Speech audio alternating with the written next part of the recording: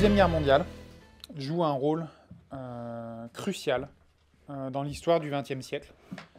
Et il existe autour de cette question, autour de la Deuxième Guerre mondiale de manière générale, mais aussi de l'occupation et de la libération en France, toute une série de mythes, de mensonges, de déformations historiques, de falsifications, on pourrait passer, en fait, on pourrait passer plusieurs exposés uniquement à les démonter l'un après l'autre. Il y a notamment toute cette question, tout le mythe consciencieusement entretenu par les puissances impérialistes occidentales, selon lequel elles seules ont joué le rôle déterminant dans la défaite de l'Union soviétique, dans la défaite de l'Allemagne nazie, dans l'écrasement du Troisième Reich. On a l'impression des fois que la Deuxième Guerre mondiale, elle s'est réglée quelque part sur les plages de Normandie. En tout cas, si vous regardez les films d'Hollywood, c'est ce que vous en concluez. Il ne s'est rien passé en dehors de ces quelques plages de Normandie. Alors qu'en réalité, la guerre en Europe a été menée, pour la plus grande part, à l'Est. Il y a un historien britannique, Geoffrey Roberts, qui a même eu cette formule. Il a dit que on pouvait estimer que 80% des combats de l'ensemble de la Seconde Guerre mondiale, 80% donc des affrontements entre armées, entre unités, etc., 80% d'entre eux se sont déroulés sur le front oriental, se sont déroulés en URSS ou dans les pays d'Europe de l'Est, entre l'Allemagne nazie et l'Union soviétique. Donc ça, c'est un exemple de ces mythes. On a dans le prochain numéro de notre revue théorique, on explique d'où vient ce mythe particulier. En fait, une réponse simple, c'est que la défaite de l'Allemagne nazie par l'Union soviétique était une démonstration pratique de la supériorité de l'économie planifiée, quelque chose donc que les impérialistes occidentaux ne peuvent pas accepter. Mais il y a aussi une mythification, je le disais, énorme sur la question de l'occupation et de la libération en France. Notamment dans les années d'après-guerre, le gaullisme, le courant gaulliste, a défendu quelque chose qui est un véritable mythe historique, cette idée que la France aurait été intégralement résistante, que seule une toute petite poignée de dégénérés pro-nazis, des gens bizarres, etc., aurait collaboré avec le Troisième Reich, et que l'intégralité du pays, en dehors de ces quelques fous, aurait résisté. En fait, ce mythe, il avait un rôle historique, un rôle politique, très simple. Il s'agissait de réhabiliter la classe dirigeante. Puisque seule une petite poignée de fous ou de gens pervers, comme des Laval, des Darnan, des collabos de cet ordre-là, seuls eux avaient résisté, et les grands patrons, les grands journalistes, la classe dirigeante n'étaient responsables de rien, elle avait été intégralement résistante, comme tout le monde, entre guillemets. Et depuis quelques années, depuis quelques décennies même en fait, répond un mythe inverse, où si vous écoutez les ouvrages de vulgarisation, si vous écoutez le discours dominant sur cette question, c'est le mythe inverse en fait qui est défendu en ce moment. C'est celui d'une France qui aurait été majoritairement collabo, qui aurait été majoritairement pétainiste, qui aurait été majoritairement vichiste. Et là, le rôle politique de ce mythe-là, il est là aussi très clair. Il vise à rejeter sur la majorité de la population, c'est-à-dire sur la classe ouvrière, la responsabilité des crimes du régime de Vichy, la responsabilité des crimes de la classe dirigeante française en fait pendant la Deuxième Guerre mondiale. Et il faut répondre à ces mythes, mais il faut aussi étudier plus en détail, il faut étudier en détail cette période historique pour voir quelle a été sa réalité et qu'est-ce qui s'est réellement passé pendant cette période. C'est d'autant plus important que cette période joue un rôle aussi très important à gauche, comme une tentative, comme une façon de justifier le réformisme de toute une partie des grandes organisations du mouvement ouvrier et de la gauche. Le PCF, par exemple, utilise systématiquement, ou des courants du PCF, utilisent systématiquement cette période de la libération et de l'après-guerre pour justifier son réformisme. Non mais regardez, pas besoin de faire la révolution, après la guerre, on a fait ça et ça a marché. Après la guerre, on avait nos ministres communistes, on avait Ambroise Croizat, on a eu la Sécu, on a eu la sociale, on a eu, quelqu'un comme Bernard Friot, par exemple. Ces arguments politiques se résument presque exclusivement à la glorification de ces quelques années de l'après-guerre, et de la libération et de l'après-guerre. Et là encore, il faut y répondre, et il faut tirer les leçons politiques de cette période. Et pour commencer, il faut revenir sur la nature de cette guerre. Qu'est-ce que c'était que la Deuxième Guerre mondiale, qui est souvent présentée comme une guerre de la démocratie contre le fascisme. Ça aurait été une guerre qui aurait opposé les puissances démocratiques occidentales, la France, l'Angleterre, les démocraties parlementaires de l'Occident, aux dictatures nazies et fascistes de l'Italie et de l'Allemagne. En réalité, cette guerre, c'est pas une guerre de la démocratie contre le fascisme, c'est une guerre impérialiste. C'est une guerre qui a opposé des impérialismes rivaux. Essentiellement, d'ailleurs, sur ses causes fondamentales, elle n'est pas très différente, en réalité, de la Première Guerre mondiale, de celle de 14-18. Dans les années 30, l'impérialisme allemand est trop à l'étroit dans son marché national, trop petit, n'a pas de colonies, et il cherche à s'étendre aux dépens des impérialismes bien établis, que sont la Grande-Bretagne et la France, qui, à elles deux, à ce moment-là, oppriment, dominent près de la moitié du monde. De l'Inde à l'Algérie, en passant par l'Afrique et la Syrie, la Grande-Bretagne et l'Inde tiennent sous leur joug colonial, en l'absence de toute démocratie, en l'absence de tout droit démocratique, pour des millions ou des centaines de millions de personnes, des dizaines de pays. Ce simple fait en soi est une réfutation de cette idée que ça aurait été une guerre de la démocratie contre le fascisme, puisqu'il n'était absolument pas question de démocratie pour les Indochinois, les Indiens, les Sud-Africains, les Algériens, etc. Cette question, elle était hors de propos pour eux. Par ailleurs, en Europe centrale, la France, en particulier, avait construit tout un assemblage d'alliances militaires pendant les années 20 et 30, avec toute une série de pays qui étaient, pour la plus grande part, des dictatures extrêmement féroces, comme en Pologne ou en Yougoslavie, qui parfois, dans le cas de la Pologne, menaient des politiques ouvertement antisémites de persécution de leur minorité juive. Mais quel était le but de ces alliances militaires entretenues par la démocratie bourgeoise française? C'était exclusivement d'encercler l'Allemagne impérialiste, d'encercler le rival impérialiste que représentait l'Allemagne, au sein d'une alliance de pays pro-français pour empêcher le développement de l'impérialisme allemand. Il ne s'agissait pas donc d'une lutte pour la démocratie, mais d'une lutte entre impérialismes rivaux. Et dans ce genre de cas de figure, dans une lutte comme celle-ci, il ne peut pas être question pour les révolutionnaires de soutenir leur propre bourgeoisie, de dissimuler derrière de quelconques arguments le soutien qu'ils pourraient apporter à leur propre bourgeoisie. Pas plus qu'il ne peut s'agir de soutenir l'impérialisme rival de leur propre bourgeoisie. Mais le moins qu'on puisse dire, c'est que le mouvement ouvrier français, et particulièrement le Parti communiste, ça ne s'appelait pas encore le Parti communiste français à l'époque, ça s'appelle le Parti communiste tout court, n'avait pas compris cet élément, et n'appliquait pas cette politique. En 1939, au début de la guerre, dans les mois qui précèdent et même pendant les premières semaines de la Deuxième Guerre mondiale, les dirigeants du Parti communiste en France étaient toujours, globalement, sur la ligne politique qui était celle des fronts populaires. C'est-à-dire qu'à l'échelle internationale, pour eux, le monde se divisait entre les amis de la paix d'un côté, donc des puissances impérialistes, mais pacifiques, démocratiques, progressistes, qui étaient donc en fait la France, la Grande-Bretagne et l'Union soviétique, et de l'autre côté, les ennemis de la paix, l'Allemagne et l'Italie, pour le dire simplement. Et il s'agissait donc pour eux de soutenir les amis de la paix contre les ennemis de la paix. De quoi il s'agissait en réalité? Cette ligne avait été dictée au milieu des années 1930 par Moscou, par la bureaucratie stalinienne de l'URSS, qui cherchait à signer une alliance militaire avec la France, et qui donc avait donné consigne à son parti communiste en France, d'arrêter de critiquer l'impérialisme français, d'arrêter de critiquer l'oppression coloniale de la France sur ses colonies, et de soutenir la défense nationale de la France bourgeoise, pour que l'URSS puisse disposer de l'allié bourgeois le plus fort, le plus solide, contre la menace que représentait alors l'Allemagne. Et ça a été très loin.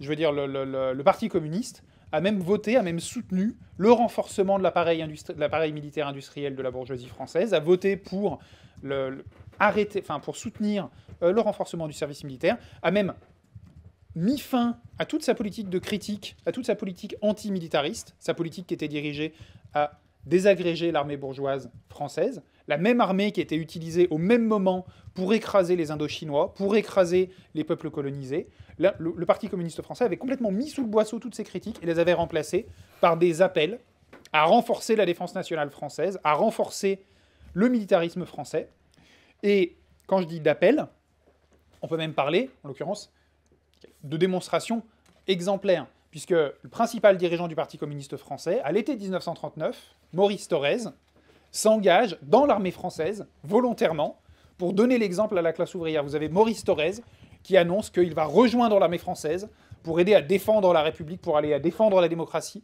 contre le nazisme. Et donc, bon, qu'on peut dire, c'est que l'ennemi principal est dans votre propre pays et pas de soutien à notre propre bourgeoisie pour la défense de son impérialisme, c'était pas quelque chose qui était parfaitement compris.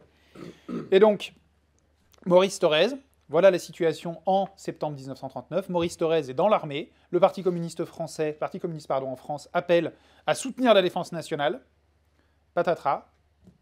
Fin août, c'est finalement avec l'Allemagne nazie que l'URSS stalinienne signe le pacte germano-soviétique, signe en fait un accord de défense mutuelle, un accord d'alliance militaire mutuelle. Là encore, il faut que c'est quelque chose qu'il faut expliquer. Qu'est-ce qui s'est passé? C'est qu'en fait, la Grande-Bretagne et la France avaient signé un accord tout à fait semblable, en fait, à celui qui est signé entre Hitler et Staline en l'été 1939. La Grande-Bretagne et la France avaient signé un accord tout à fait similaire, un an avant, pour dépecer la Tchécoslovaquie, sans demander l'avis des Tchécoslovaques, sans demander l'avis de l'Union soviétique, mais il s'agissait pour la Grande-Bretagne et la France d'essayer de pousser Hitler vers l'Est, en disant non mais va là-bas, attaque la Tchécoslovaquie, à un moment donné tu finiras par attaquer l'URSS, mais surtout pas à l'Ouest. Et Staline, en fait, a fait la même chose. C'est-à-dire qu'a signé un accord avec les Allemands pour dire ok, on se partage la Pologne, et après tu me fous la paix, et après tu attaques les autres. En fait, c'est la même politique qu'a appliquée Staline en 1939. Mais ça voulait dire que toute la politique qu'avait défendue le Parti communiste français jusqu'à ce moment-là, du jour au lendemain, elle devient caduque. Puisque cet ennemi de la paix que les communistes français dénonçaient dans tous leurs journaux était devenu d'un seul coup des alliés de facto de l'Union soviétique. Et les amis de la paix étaient devenus des ennemis d'un allié de l'Union soviétique. Donc la ligne du Parti communiste a changé du jour au lendemain. L'humanité s'est mise à proclamer que la guerre qu'il présentait jusque-là comme une guerre de défense de la démocratie, une guerre de défense de la paix, une guerre de défense de la République, est devenue du jour au lendemain une guerre impérialiste. Il s'agissait de condamner. Maurice Thorez, qui était dans l'armée à ce moment-là, donc il y a des trucs pratiques, Maurice Thorez a dû déserter en catastrophe. Il s'est fait embarquer en voiture par d'autres membres du comité central qui l'ont emmené en catastrophe jusqu'à la frontière belge. Et ensuite, il a fini la guerre à Moscou, loin. Et donc Maurice Thorez a dû débarquer en catastrophe. Et le gouvernement de la Troisième République a réagi en interdisant le Parti communiste et en fait toutes les organisations qui se réclamaient du communisme, y compris les organisations trotskistes, d'ailleurs à ce moment-là, sont interdites d'autorité, leurs journaux sont interdits, saisis, et une partie les députés communistes qui se font prendre par la police sont même arrêtés à ce moment-là. Et ce qui se passe, c'est que cette guerre, elle se passe très mal pour l'impérialisme français. En mai-juin 1940, après avoir déjà occupé la Pologne, le Danemark et la Norvège, en mai-juin 1940, l'armée allemande passe à l'offensive à l'ouest, franchit les Ardennes, occupe la Belgique, les Pays-Bas, et marche sur Paris. Et la bourgeoisie française, à ce moment-là, elle est plongée dans une panique profonde. Il y a un historien américain, Paxton, qui dans un livre dans les années 70, un livre très intéressant sur cette question, qui s'appelle La France de Vichy, il a montré comment est-ce que, pendant ces quelques semaines de mai-juin 40, la bourgeoisie française, les grands journaux français, et le gouvernement qui est réfugié en exil à Bordeaux sont complètement paniqués, parce qu'il y a une rumeur qui court dans toute la France, qu'à Paris, il y a une nouvelle commune qui a été proclamée, que les travailleurs ont pris le pouvoir, et qu'en gros, les chars allemands, en arrivant sur Paris, vont se retrouver face à des drapeaux rouges, et le Parti communiste au pouvoir. Le gouvernement, complètement paniqué, décide alors de capituler.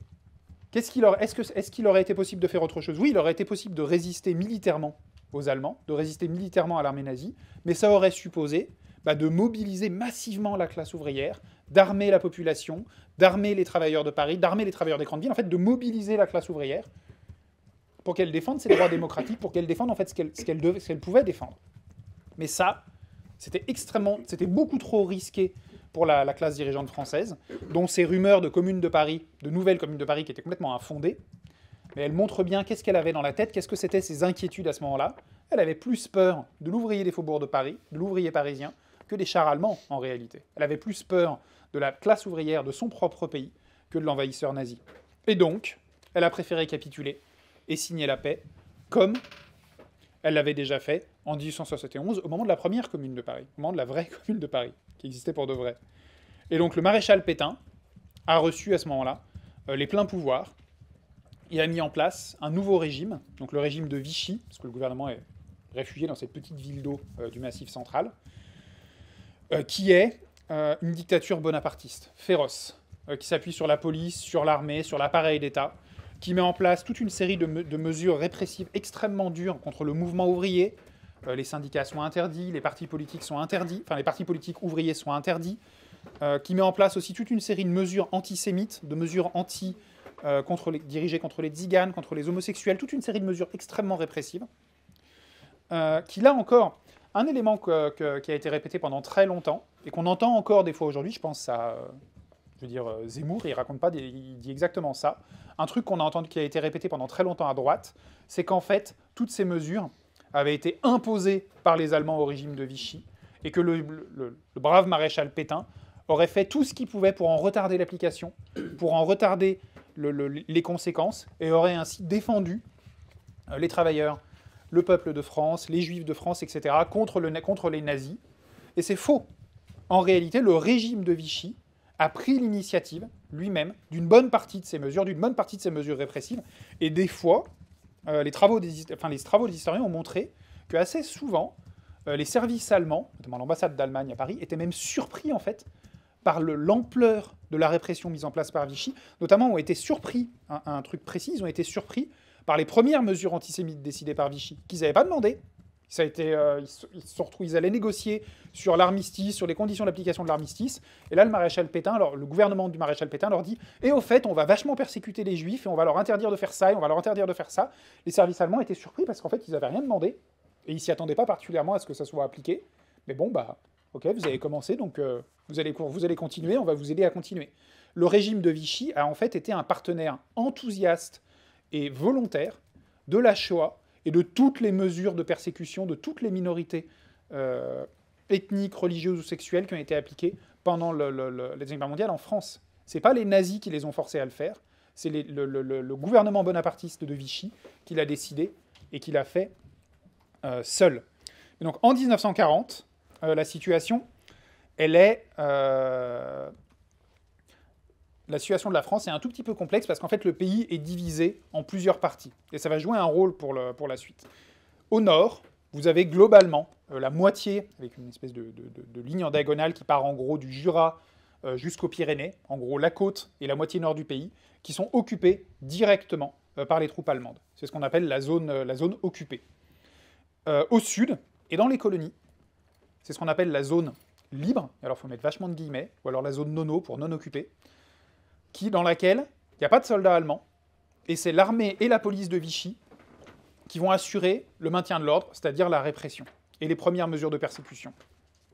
Plus par ailleurs, vous avez l'Alsace et la Moselle, qui sont de facto annexées à l'Allemagne. Mais donc, cette situation, elle fait que dans une partie du territoire, c'est l'armée allemande qui va réprimer, en conjonction avec la police. Dans l'autre, c'est uniquement la police et l'armée de Vichy qui vont être chargées de la répression. Et dès le début, dès 1940, apparaît un mouvement de résistance. À l'étranger, vous avez des officiers, des bureaucrates d'échelons intermédiaires de bas niveau, nationalistes, dirigés en fait par De Gaulle, qui veulent continuer la guerre contre l'Allemagne et qui refusent la capitulation acceptée par le gouvernement de Vichy, par le maréchal Pétain. Et cette aile-là de la résistance à l'étranger, de cette résistance qu'on peut qualifier de militaire, en fait, parce qu'elle commence à s'organiser autour d'officiers, de soldats qui refusent de capituler et qui partent en exil à Londres. Vous avez comme ça des pilotes qui, vers les dernières semaines de la guerre, qui décollent de leurs aérodromes en France pour aller se poser en Angleterre, pour pas que leurs avions, pour pas être pris par les Allemands et pour pouvoir continuer la guerre. Vous avez dans les colonies des soldats qui désertent et qui rejoignent la résistance gaulliste. Et cette résistance, elle est soutenue à ce moment-là par les alliés occidentaux, principalement par la Grande-Bretagne, mais elle est très marginale en France aussi. Par ailleurs, je ne vais pas rentrer dans le détail, mais elle est aussi divisée. Vous avez De Gaulle, il a un rival qui s'appelle Giraud, qui est un autre général nationaliste, et ils vont se tirer la bourre pendant quelques années. Mais globalement, à ce moment-là, ils sont encore très marginales. en France, la classe dirigeante, elle soutient, dans son immense majorité, le régime de Vichy. Parce que le régime de Vichy, c'est la perspective du maintien de l'ordre, c'est-à-dire de la répression du mouvement ouvrier, c'est la perspective du rétablissement de l'économie allemande, c'est la perspective aussi de passer dans le camp des vainqueurs, c'est-à-dire ce qu'ils imaginent à l'époque être l'Allemagne. Et donc, pour la classe dirigeante française, le régime de Vichy, c'est la garantie de sortir avec le maximum de profit de cette guerre. Et d'ailleurs, une question qui pèse beaucoup, c'est la question des colonies, puisque la classe dirigeante française espère qu'en passant du côté, en s'alliant à l'Allemagne, elle pourra non seulement garder la majeure partie de ses colonies, mais même en piquer quelques-unes à l'Angleterre si l'Angleterre finit par être vaincue par l'Allemagne. Donc la question coloniale pèse aussi à ce moment-là dans les choix de la classe dirigeante française. Et la résistance est au début très minoritaire, en dehors du mouvement ouvrier. De Gaulle apparaît à ce moment-là, en France, et c'est le rôle qu'il joue en pratique, en réalité, globalement comme un Français au service des Anglais, comme un Français au service de l'impérialisme britannique. Et à ce moment-là, l'attitude du PCF, elle est elle-même très confuse. Et c'est un élément qui va peser.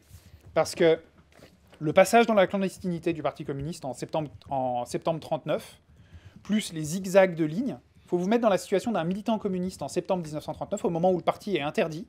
C'est une situation qui est extrêmement compliquée. Jusqu'à quelques jours avant l'annonce de l'interdiction du parti, la position officielle du parti, c'était guerre pour la paix, guerre contre le nazisme, défense de la démocratie, défense de la République, etc. Puis, d'un seul coup, le pacte germano-soviétique est signé.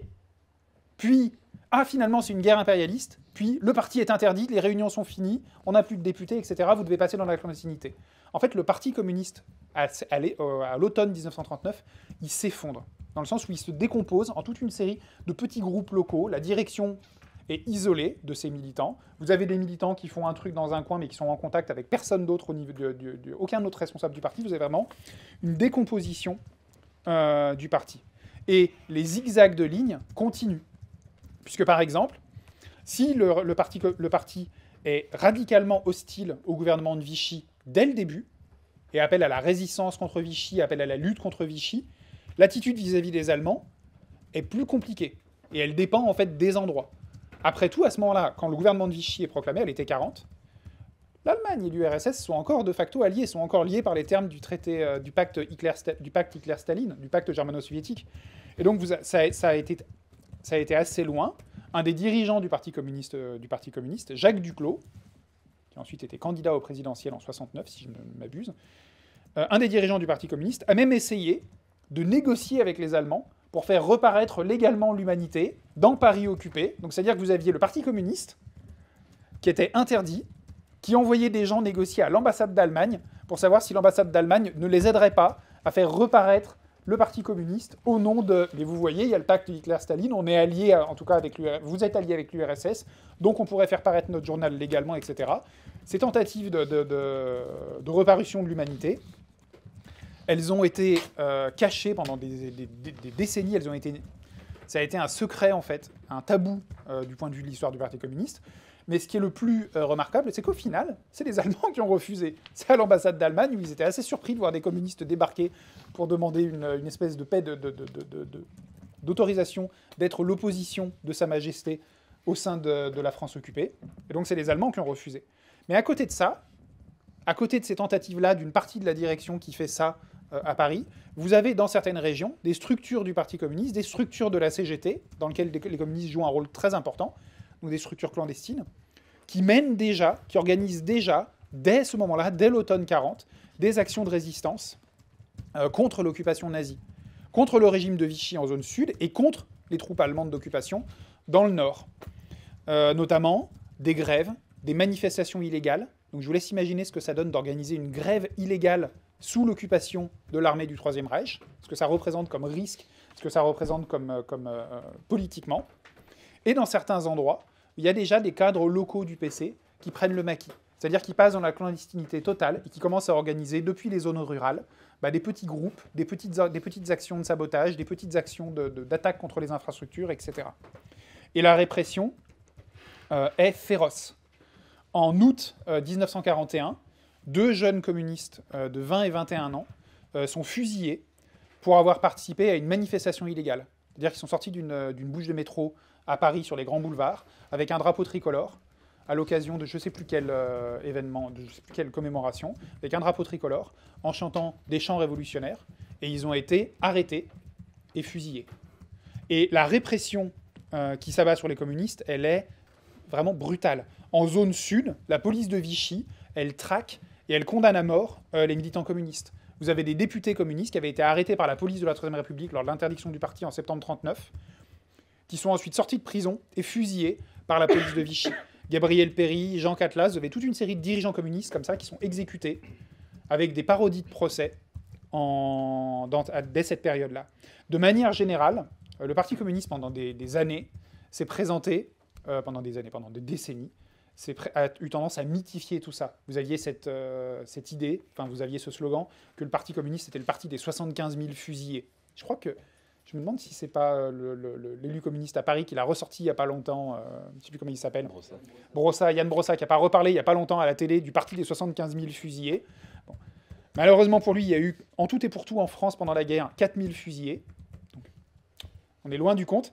Mais ce qui est vrai, c'est que 30% des fusillés condamnés par un tribunal militaire allemand étaient communistes, et que 80% des otages fusillés étaient communistes.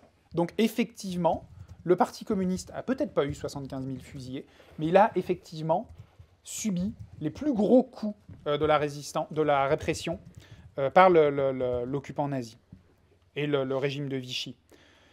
Et ça va jouer un rôle très important par la suite, je vais y revenir. Mais la ligne du parti communiste, elle change brutalement avec l'invasion de l'URSS par les nazis le 22 juin 1941. Puisque l'invasion de l'Union soviétique, elle pousse l'URSS à nouer une alliance avec les alliés occidentaux qui étaient en guerre contre l'Allemagne nazie, avec la Grande-Bretagne, puis avec les États-Unis. Et ça veut dire que pour les partis communistes occidentaux, sous l'impulsion de Moscou, la guerre redevient une guerre pour la démocratie, contre le fascisme, redevient une guerre pour la défense de la République, pour la défense des libertés démocratiques, etc. etc. Et Moscou pousse les partis communistes, dans tous les pays, à s'aligner sur les dirigeants bourgeois de l'opposition au nazisme.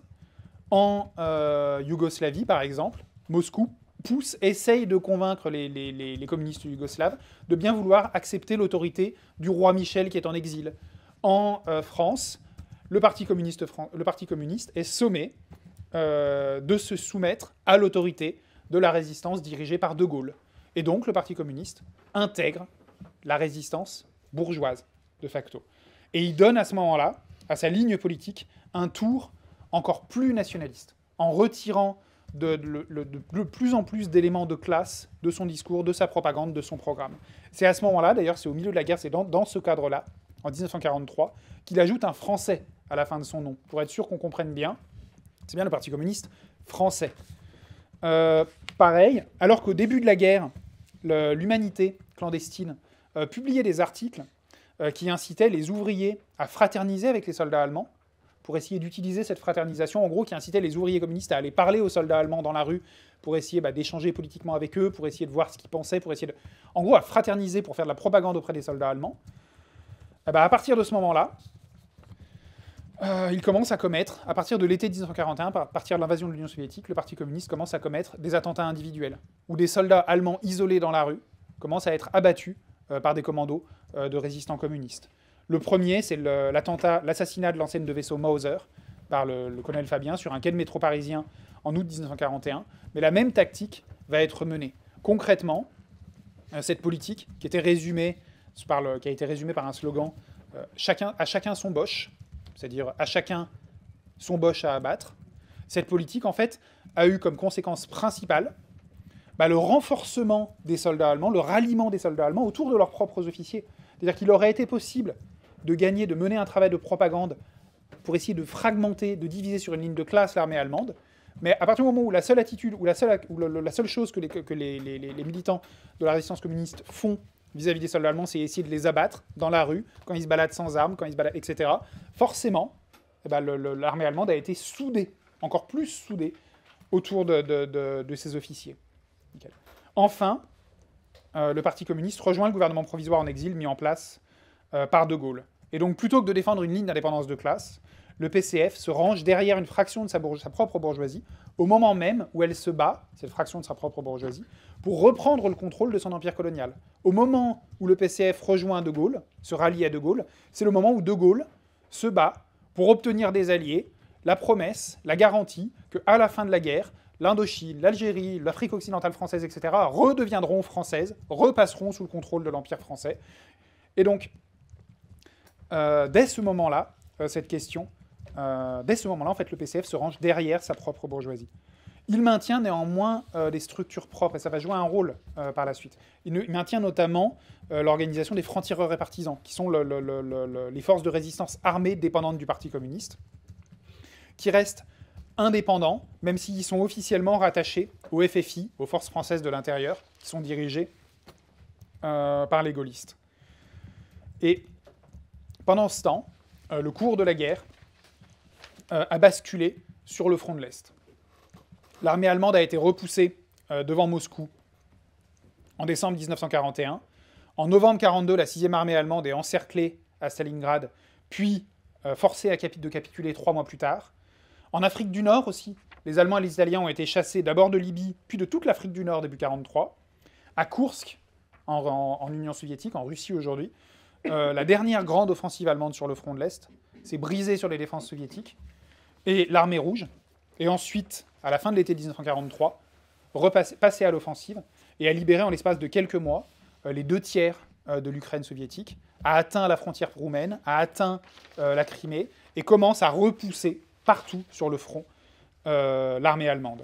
Et donc la perspective de la victoire allemande, qui était déjà incertaine, devient carrément improbable. Et vous avez à partir de ce moment-là une partie de l'appareil d'État français, une partie de la classe dirigeante française qui commence à se dire que finalement, il faudrait peut-être chercher à nouer quelque chose, à commencer à nouer des liens avec la résistance, avec De Gaulle, avec les alliés occidentaux. D'autant plus qu'en novembre 1942, l'armée allemande a occupé la zone sud, a occupé cette zone-là, donc à partir de ce moment-là, les Allemands sont présents partout sur le territoire, et a dissous l'armée de Vichy, en l'accusant d'avoir pas assez résisté aux Occidentaux quand ils avaient débarqué en Algérie, en novembre 1942. Et donc, le régime de Vichy se radicalise de plus en plus. Et en janvier 1943, il crée la milice française, qui va jouer un rôle extrêmement important dans la répression de la résistance, mais aussi dans la traque des juifs, dans la traque des opposants politiques, dans en fait la répression générale de la contestation au régime de Vichy. Mais à ce moment-là, dans le même temps, vous avez aussi, je le disais, une partie de l'appareil d'État, des cadres du régime, qui se rallient à De Gaulle. Vous avez des gens comme, par exemple, pour prendre un cas individuel concret, le général Juin, à ce moment-là, qui a été un des grands cadres de l'armée de Vichy, qui a été un partisan du régime de Vichy pendant 2 ans, de la création du régime jusqu'à la fin 1942, qui a approuvé toutes les mesures antisémites, toutes les mesures répressives, qui a approuvé tout. Subitement, à la fin de 1942, au début de 1943, autour de Stalingrad à peu près, il s'est découvert démocrate et gaulliste, et il est passé du côté de Gaulle et du côté de la résistance. Et il n'est pas le seul, il y en a plein comme ça, que De Gaulle a accueillis à bras ouverts, parce que ça voulait dire des soldats expérimentés, etc., qui passaient, et ok, on oublie tous vos crimes, on oublie toute votre collaboration pendant 2 ans, allez, venez, vous êtes tous résistants gaullistes. Et le PC, qui à ce moment-là participe au gouvernement de Gaulle, participe au gouvernement, aux instances de la résistance unifiée, il approuve cette grande lessive. Il approuve cet oubli des crimes de tous ses collabos devenus subitement résistants. Quelques semaines plus tard, en février 1943, il y a un autre élément qui va jouer un rôle très important, et je vais vite, c'est l'imposition du STO, le service du travail obligatoire. Ça a joué un rôle crucial. En fait, le principe est simple. Pour remplacer les soldats, les ouvriers allemands qui avaient été mobilisés et qui étaient obligés d'aller se battre en Italie, sur le front de l'Est, etc., l'industrie allemande manquait de force de travail, et donc avait imposé la réquisition de la force de travail dans les pays occupés. En France, ça voulait dire que tous les jeunes hommes nés entre 1920 et 1922 devaient obligatoirement aller travailler en Allemagne.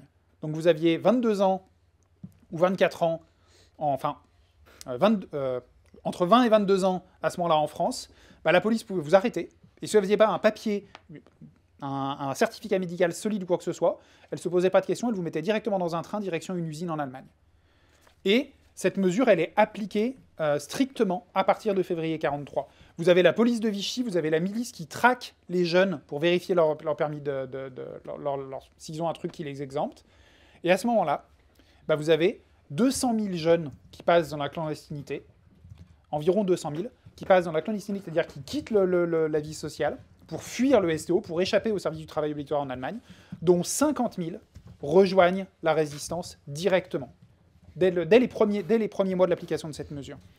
Et donc, la combinaison de tous ces facteurs, l'accumulation des défaites allemandes, l'augmentation de la résistance au sein de la classe ouvrière aussi, plus le grand mouvement de fuite vis-à-vis du STO, fait qu'à la fin de 1943, au début de 1944, la résistance, et notamment les maquis, c'est-à-dire les forces de guérilla organisées dans les campagnes, dans les montagnes, etc., sont devenues relativement importantes. Dans beaucoup d'endroits en France, elles commencent à poser des difficultés aux Allemands, à poser des difficultés au régime de Vichy, qui sont obligés de commencer à mener de véritables offensives pour réduire la résistance, pour réduire les maquis.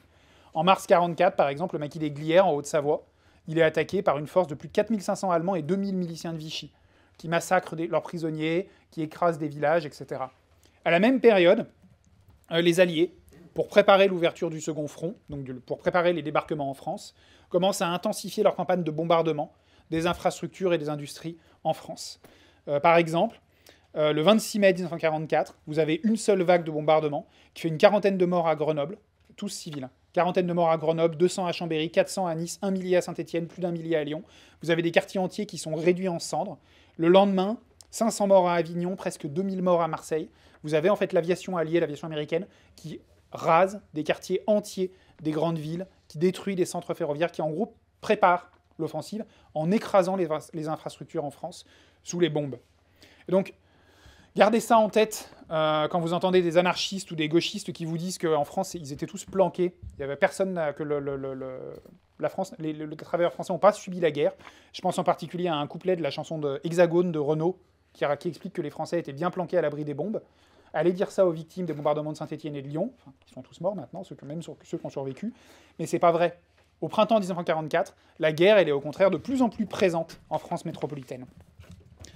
Début 1944, l'armée rouge, elle avance partout. Elle a levé le siège de Leningrad, elle est passée à l'offensive dans les pays baltes, elle entre en Roumanie en mars, en juin, elle entre en Finlande. Et les alliés occidentaux comprennent que s'ils font rien, l'armée rouge va occuper la majeure partie de l'Europe et que les occidentaux rencontreront les soviétiques quelque part sur les bords de la Manche ou de l'Atlantique. Et donc, ils passent à l'action et ils ouvrent ce second front. Le 6 juin 1944, ils débarquent en Normandie, puis le 15 août 1944, c'est le débarquement en Provence. Et durant tout l'été, l'action de la résistance s'intensifie, parce que les Alliés ont débarqué en France, donc l'action de la résistance s'intensifie parallèlement à la répression allemande. Le 7 juin 1944, les maquis, dirigés par les FTP, donc dirigés par la résistance communiste, prennent d'assaut la ville de Tulle, dans le Limousin, et arrivent à libérer la plus grande partie de la ville. Mais le lendemain, le surlendemain, le 9 juin, la division SS Das Reich fait un petit détour sur son point de déplacement en allant. Elle se rendait en Normandie pour combattre les Américains. Elle fait un petit détour.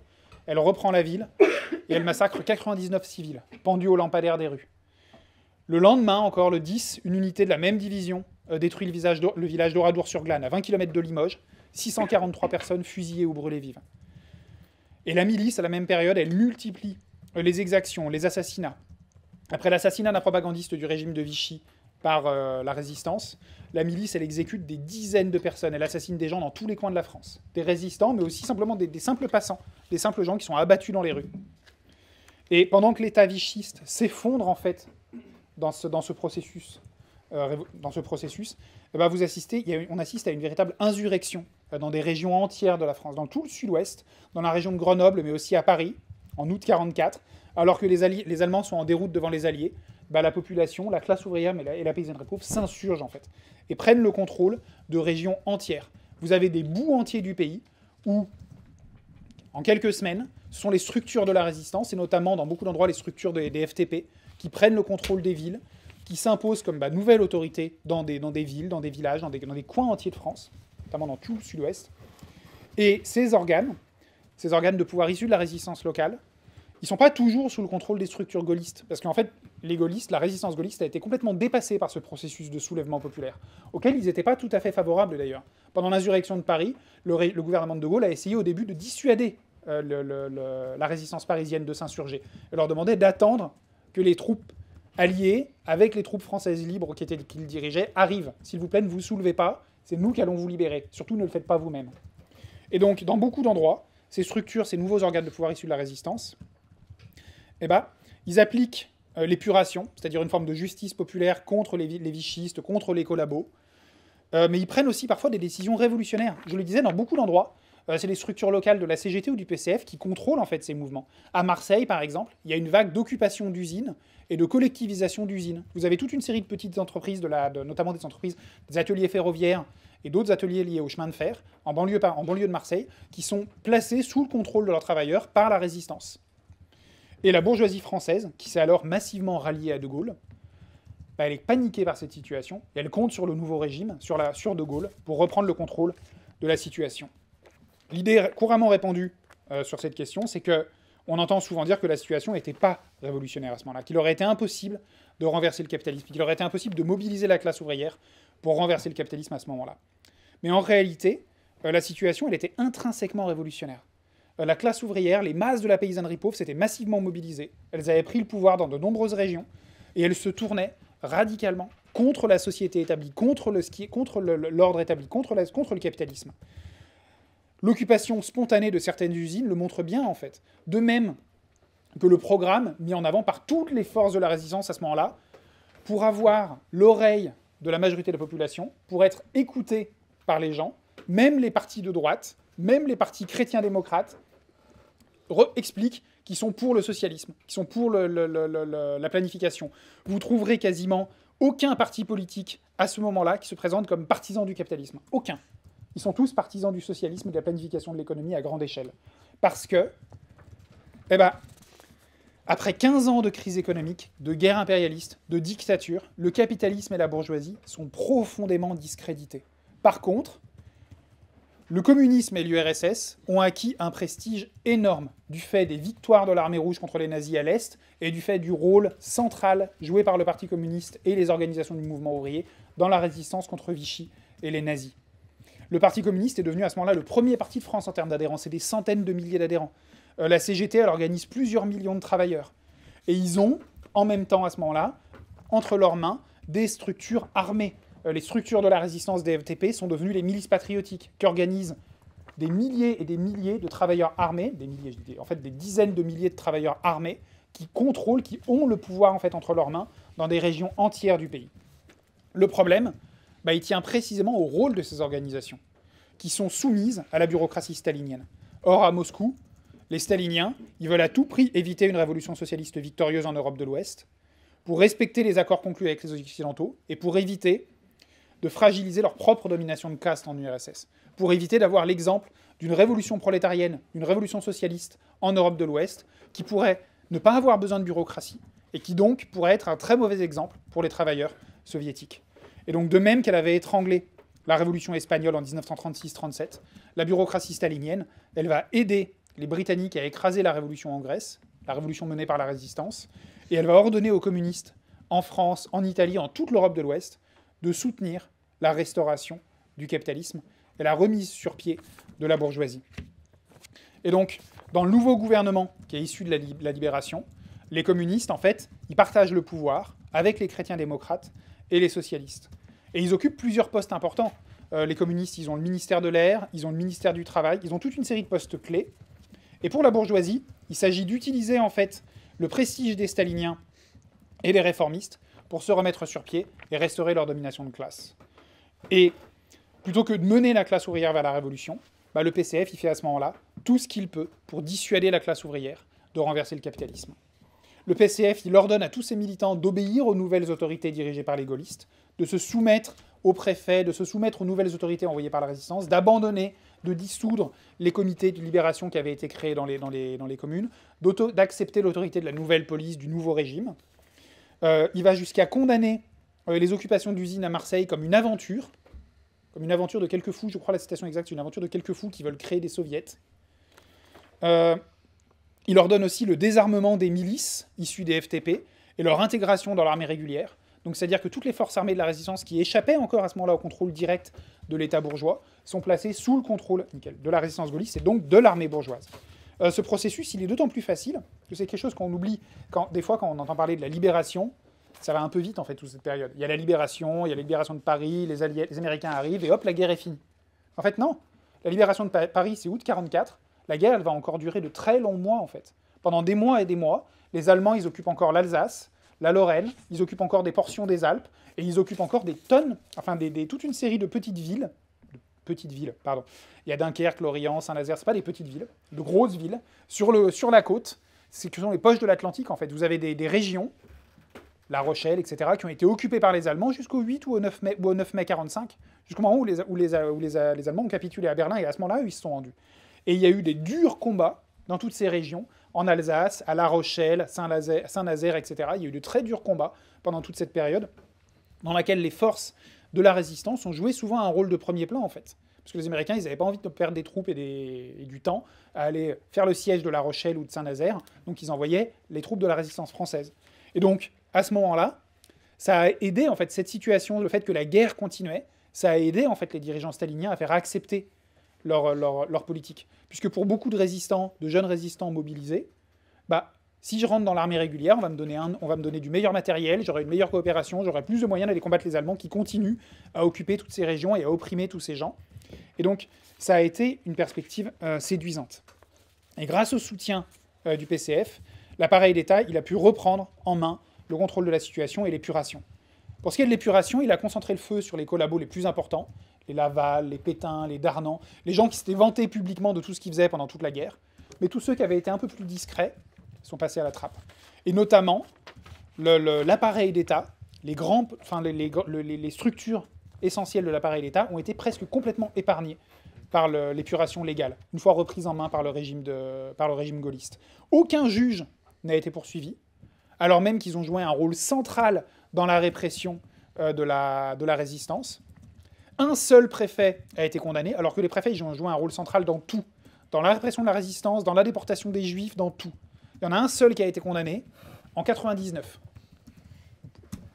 Longtemps après la fin de la guerre, c'était Maurice Papon. Entre-temps, il avait eu le temps d'être préfet de police de Paris, de massacrer aussi les Algériens en octobre 61. Il avait eu le temps de continuer ses crimes pour la défense de l'appareil d'État bourgeois. Parce que c'est là la leçon du truc. C'est que la bourgeoisie voulait garder en main les leviers de l'appareil d'État, voulait garder en main le contrôle des organes de répression. S'ils avaient dû purger et réprimer tous ceux qui avaient collaboré avec Vichy, ils auraient dissous l'appareil d'État, en fait. Ils auraient dissous l'État bourgeois. Et ils ne voulaient pas. Pareil, parmi tous les patrons qui ont collaboré, tous les patrons qui ont passé la guerre à faire des affaires avec les Allemands et avec l'occupant, il y en a un seul qui a été arrêté, Louis Renault. Ses usines sont nationalisées. Mais il faut dire que Louis Renault, il avait passé la quasi-totalité de la guerre à se vanter de sa collaboration économique avec les Allemands, à se vanter et à faire pression sur tous ses subordonnés pour qu'ils acceptent toutes les demandes des Allemands et qu'ils produisent le maximum de pièces détachées pour les chars de la Wehrmacht. Donc c'est l'arbre qui cache la forêt, en fait. Parce que derrière Louis Renault qui a été arrêté, tout le reste de la collaboration économique n'a pas été réprimé. Absolument pas. Et puis, après la capitulation nazie, le 8 mai 1945, la direction du PCF, elle continue à jouer un rôle révolutionnaire. Le jour même de la capitulation, il y a des manifestations qui réclament des droits démocratiques pour les Algériens à Sétif, Guelma, et une troisième ville dont j'ai oublié le nom. Et le même jour, ces soulèvements sont brutalement réprimés. La répression par le colonialisme français, elle fait entre 5 000 et 30 000 morts dans toute cette région. Qu'est-ce qu'il dit, le Parti communiste, à ce moment-là ? Il explique que les manifestants algériens qui réclament des droits démocratiques, c'est des provocateurs hitlériens, et qu'il faut les réprimer fermement. Donc non seulement le Parti communiste ne soutient pas leurs revendications, mais en plus il approuve la répression de ces peuples colonisés qui se soulèvent. À ce moment-là, il y a plusieurs réformes progressistes importantes qui sont concédées par la bourgeoisie à la libération.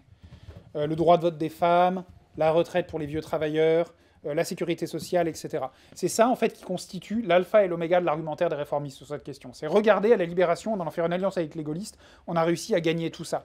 Mais en réalité, il faut bien remarquer deux choses. Il y a deux raisons fondamentales à l'adoption de ces réformes. La première, pour la bourgeoisie, il s'agissait de lâcher du lest, de faire des concessions pour sauver l'essentiel.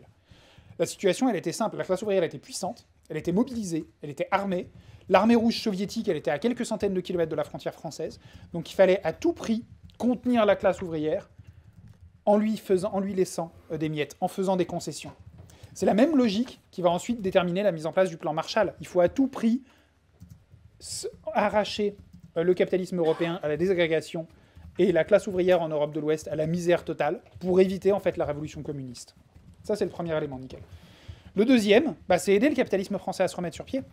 Parce que à la sortie de la guerre, j'ai parlé tout à l'heure des bombardements, mais je vous laisse imaginer l'État, avec toutes ces bombes lâchées par les bombardements, par les bombardiers alliés, avec tous les sabotages faits par les Allemands en retraite, je vous laisse imaginer l'état de l'industrie et des infrastructures françaises. C'est la ruine totale. Le capitalisme français, en 1945, il est dans un état lamentable. Et donc, on nationalise, on met en place des réformes qui vont permettre au capitalisme français de se remettre sur pied sous l'égide de l'État. Et s'il y a bien un élément qui montre que ça n'a rien à voir avec le génie éternel de Ambroise Croizat et le rôle particulier des dirigeants communistes, c'est qu'en fait la même chose se produit dans toute l'Europe. En Grande-Bretagne, on crée le NHS, donc l'équivalent de la sécurité sociale, et il n'y a pas de communistes au gouvernement. Et on nationalise les entreprises. En Italie, non seulement il n'y a pas de communistes au gouvernement, mais le gouvernement est dirigé par des chrétiens démocrates qui répriment le parti communiste, et qui pourtant mettent en place un équivalent de sécurité sociale, nationalisent des entreprises, nationalisent des secteurs de l'industrie, etc. Donc ça n'a rien à voir avec la volonté des communistes, mais c'est la bourgeoisie, c'est la classe dirigeante qui organise, qui nationalise les pertes pour ensuite pouvoir privatiser les profits, comme elle le fait ensuite. Et d'ailleurs, une bonne partie des usines et des entreprises privatisées en 1945, une bonne partie, si ce n'est la quasi-totalité, ont été ensuite privatisées une fois qu'elles ont été remises sur pied par l'État. Et elles ont été privatisées pour une bouchée de pain. Et toutes ces réformes, donc elles visent à ces objectifs. Après-guerre, la situation sociale, elle reste très mauvaise, je l'ai dit, pour la majeure partie de la classe ouvrière. Vous avez la pénurie, la pauvreté, le manque de logement, puisque les bombes, elles ont ravagé les industries, les chemins de fer, mais elles ont aussi ravagé des immeubles entiers. Il y a des villes qui sont rasées. Brest, Cherbourg sont réduites à des champs de ruines. Mais les habitants sont quand même là. Ils n'ont plus d'endroit où loger, vous avez des villes entières qui sont réduites à des espèces de tas de bidonvilles, de tentes, ou des choses comme ça. Donc la situation de la classe ouvrière, elle est très mauvaise. Le pouvoir d'achat moyen, il recule d'un tiers pendant les 3 premières années après la libération. L'inflation, elle atteint près de 60% en 1946 et 1947. Mais malgré tout, le PCF et la CGT, ils font tout ce qu'ils peuvent pour contenir les revendications de la classe ouvrière. Le mot d'ordre à ce moment-là, défendu par la direction du Parti communiste, c'est produire d'abord, revendiquer ensuite. Les dirigeants communistes expliquent que les revendications des travailleurs, il faut qu'ils attendent quand la situation elle sera rétablie, et qu'en attendant, il faut travailler. Il faut travailler, il faut travailler, il faut travailler. Et ils arrivent pendant quelques temps à contenir comme ça les mobilisations de la classe ouvrière. Mais en avril 1947, il y a une grève qui éclate à l'usine Renault de Boulogne-Billancourt, qui a été justement nationalisée pour être reconstruite. Ça, c'est un bon exemple, l'usine de Boulogne. C'est une usine qui produisait des pièces détachées de chars pour Renault, pour la Wehrmacht, qui a été rasée par l'aviation allemande, mais intégralement détruite, qui a été reconstruite, remise sur pied en étant nationalisée, parce que le capitalisme français voulait la refaire tourner, la bourgeoisie française voulait la refaire tourner, donc elle a été nationalisée pour être reconstruite, et les travailleurs étaient surexploités dans cette usine.